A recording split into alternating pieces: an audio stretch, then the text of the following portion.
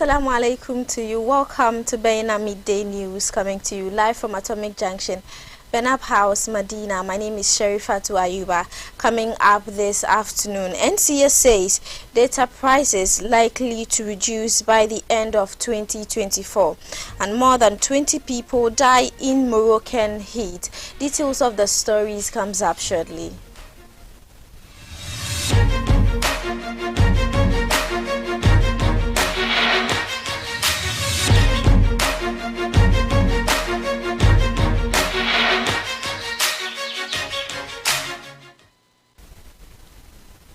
Thank you for staying with us. Remember, we are streaming live on Facebook and on YouTube at Baina TV. Moving on, the Ministry of Health has vehemently denied allegations of paying $34.9 million to Ghana Auto Group Limited for the provision of spare parts. The allegations raised by the Member of Parliament for North Tongue, Samuel Okujeto Ablakwa, claim that a procurement deal for ambulance spare parts worth $34 million was a collusion between former Finance Minister Ken Ofori-Atta, former Health Minister Kweku Agyeman Menu, and a private company to defraud the state.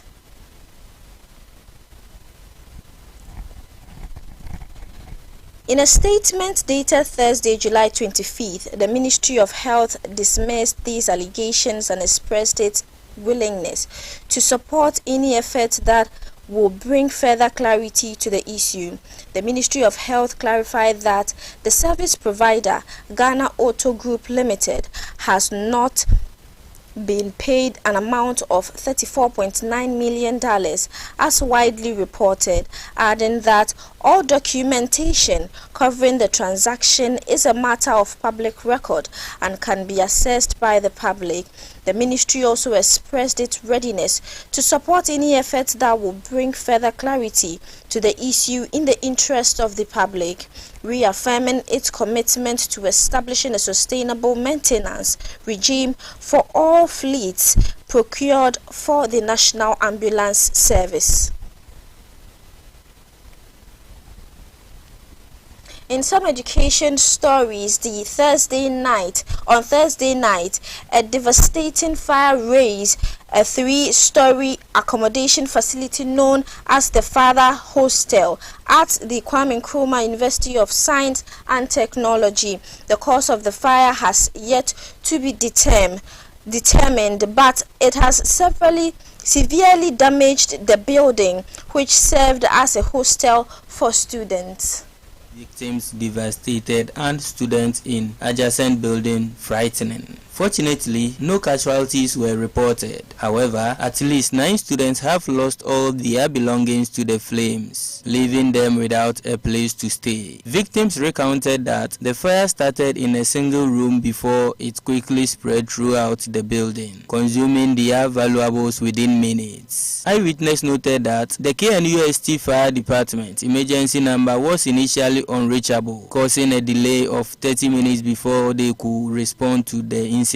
The remaining portion of the building is deemed uninhabitable due to significant structural damage. In response, the KNUST Student Representative Council (SRC) has arranged temporary accommodation for the affected students of the SRC hostel. The council is also urging all students to adhere to safety protocols to prevent such incidents in future.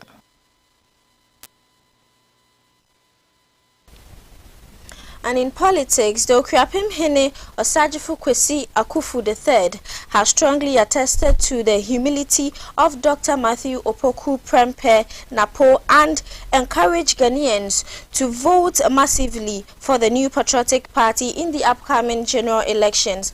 According to him, the decision of the NPP presidential candidate and his running mate to seek the blessings and directions of traditional and religious leaders before embarking on the political campaigns lends credence to their humility and respect for tradition and religion.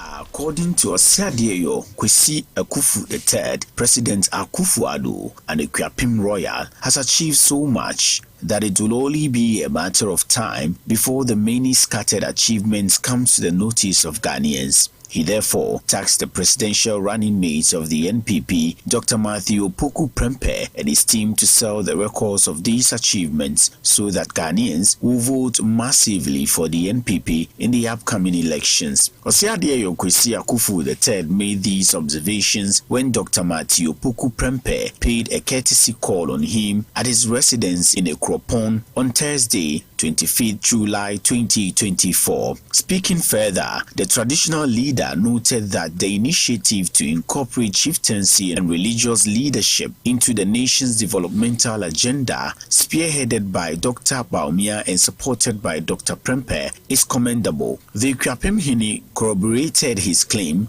saying that Dr. Prempeh's acknowledgement of the role traditional rulers play in the struggle for independence and the establishment of the UP tradition clearly shows the respect and dignity they intend to accord chieftaincy and religious institutions if Ghanaians give them the mandate to continue their good work. He congratulated Dr. Prempeh on his elevation to the position of running mate of the NPP, explaining that such a milestone was not achieved easily.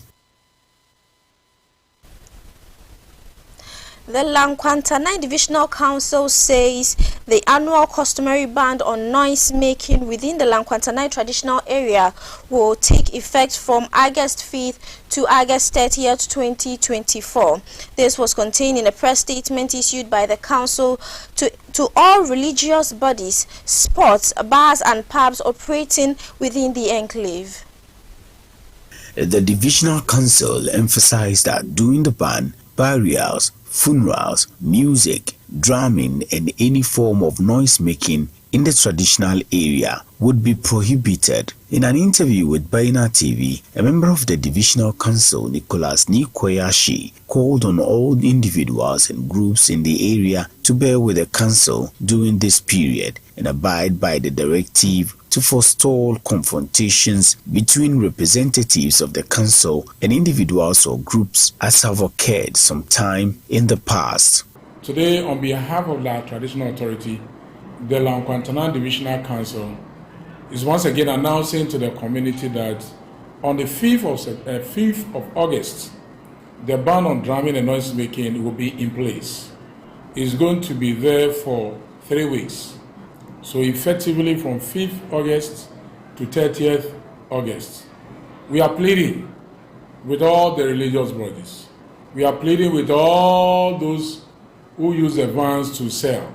We are pleading to all those preachers by the roadside. We are pleading to all the community members. Just as we did it together last year, let's do it once again. We want to prevent a situation where unscrupulous people will take advantage, go to churches, mosques, and worship places in order to go and vandalize items or worship instruments or whatever.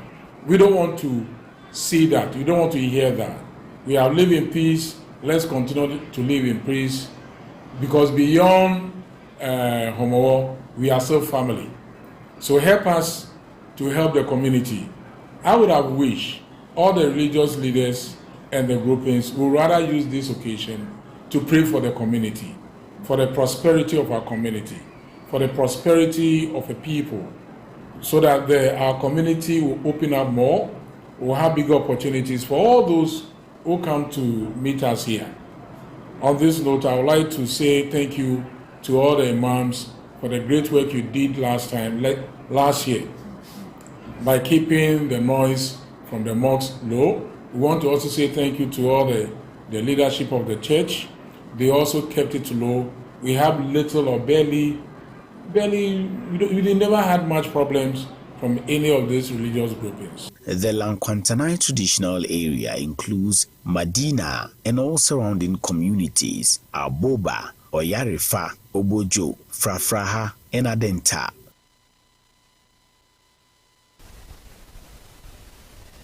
And in business, the National Communications Authority is assuring the public that data prices will decrease by the last quarter of the year addressing concerns over high data cost and poor services. This is coming after the widespread criticism and calls for the dissolution of the NCA board, partly due to MTN's classification as a significant market power, which some argue has led to unreliable data supply and high costs. In a statement, the NCA clarified that the SMP clarification aims to promote fair competition, not burden MTN's operations. The authority explained that measures such as unbalanced interconnection rates, tariff parity, and technology neutrality will foster competition, innovation, and consumer protection. In an interview with the media in Accra, the Director General of NCA, Dr. Joe Anoche, said data prices will likely decrease with the introduction of NGIC, Wholesale Carrier Neutral Open Access Network. This network, expected to be launched by last quarter of the year, will enable operations like AT, Telecel, and MTN to purchase bulk data without upgrading towers or equipment, leading to increased efficiency and reduced costs.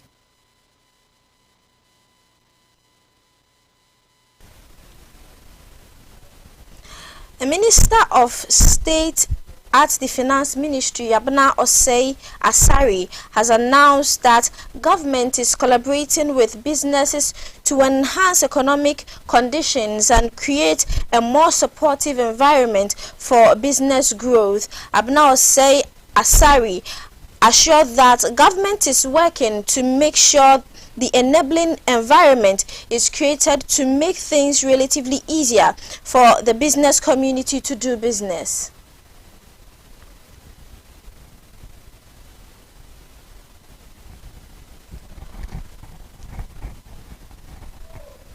Highlighting signs of economic recovery, Ms. Osei Asari says the rate of inflation is coming down. According to her, the volatility in exchange rates has stabilized and the economy is seeing prospects of growth.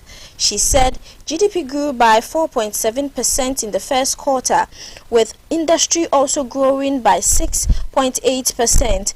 The agricultural sector grew by 4.1% and the service sector by 3.3%. In his mid-year budget review to Parliament on July 23rd, Finance Minister Dr. Mohammed Amin Adam attributed his positive performance to effective policy measures, robust economic management, and unwavering spirit of the Ghanaian people.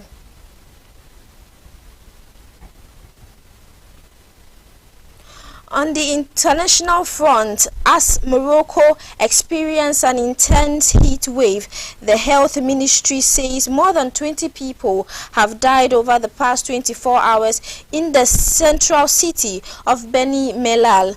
The meteorologist says temperatures reach as high as 48 degrees Celsius in some areas of the country between Monday to Wednesday.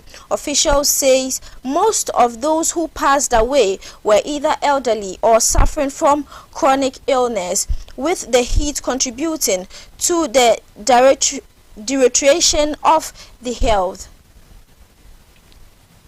In Beni Mellal, which is more than 2,000 kilometers southeast of Casablanca, temperatures were still as high as 43 degrees Celsius on Thursday. Citizens are being urged to drink lots of water, to stay hydrated, and to avoid going outside at times of extreme heat. But meteorologists said the heat across the country is expected to ease over the coming days. In the tourism hotspot of Marrakesh, they are expected to drop by 10 degrees on Sunday. Morocco is experiencing its sixth straight year of drought and record heat this past winter, with January the hottest since 1940. The rising temperatures and prolonged drought have lowered reservoirs level, threatening the vital of farming sector. The European Union's Copernicus Earth Observation Program said that globally, this past Monday was the hottest day recorded since measurements began. It has previously predicted that daily records will be broken this summer in the Northern Hemisphere as a result of climate change.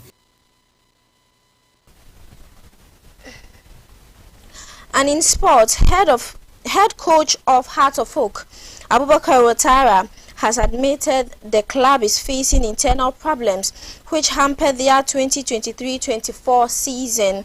According to him, the club's board or management should be the ones to blame for the state of the club, but rather they should need to find solutions to their internal issues.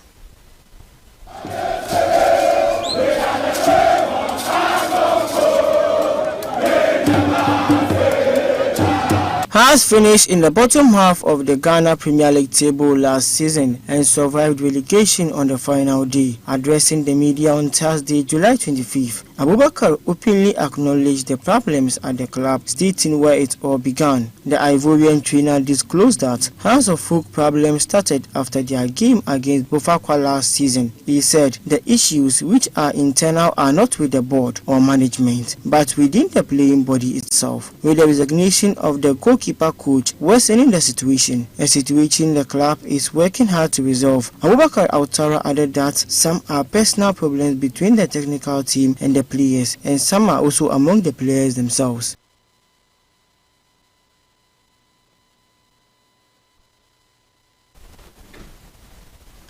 And that is how we bring the bulletin to an end. My name is Sherifatu Ayuba.